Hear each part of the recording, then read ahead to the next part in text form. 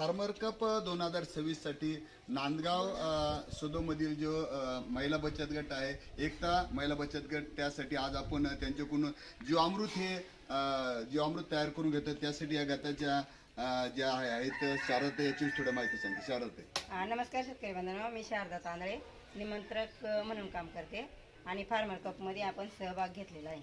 तर आपण आता पाणी टाकू याच्यामध्ये. तसे सध्या पाणी कमी भरणार आहे आणि नंतर आपण पाणी त्याच्यात जास्त टाकणार आहे. शेण 10 किलो, गोमूत्र 10 लिटर आहे त्याच्यात. तो पण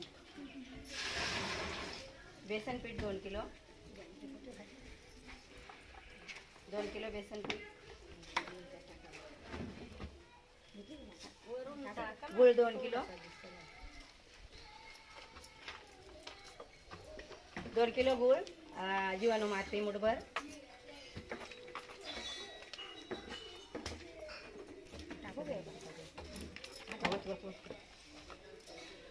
या अशा प्रमाणे आपण द्रावण तयार करणार आहे. 10 किलो शेण, 10 किलो गोमूत्र, बेसन पीठ 2 किलो, गुळ 2 किलो, अशा प्रमाणे आपण सगळं जीवाणू माती मुठभर.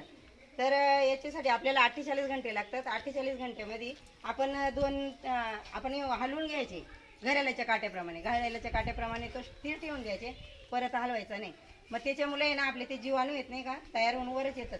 उलटा फिरवला तर जीवाणू खाली जातात, आपल्याला जीवाणू वर आले पाहिजेत. याच्यापासून आपल्याला आहे ना जीवाणू, आपली मातीची सुपीकता वाढते.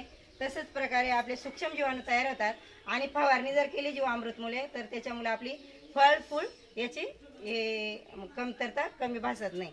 त्याच्यामुळे आपलं उत्पादन वाढून. महत्वाचं ह्या गटाने जे जीवामृत बनवलेलं आहे त्याचा उपयोग आपण आपल्या जमिनीमधले जीवन वाढवण्यासाठी होत असतो. आणि महत्वाचं म्हणजे जीवन वाढण्यात बांधण्यापैकी जमिनीची सुपीकता, जमिनीची भुसभुशीतपणा वाढतो आणि चांगले पीक येण्यासाठी आपल्याला मदत होते. नमस्कार.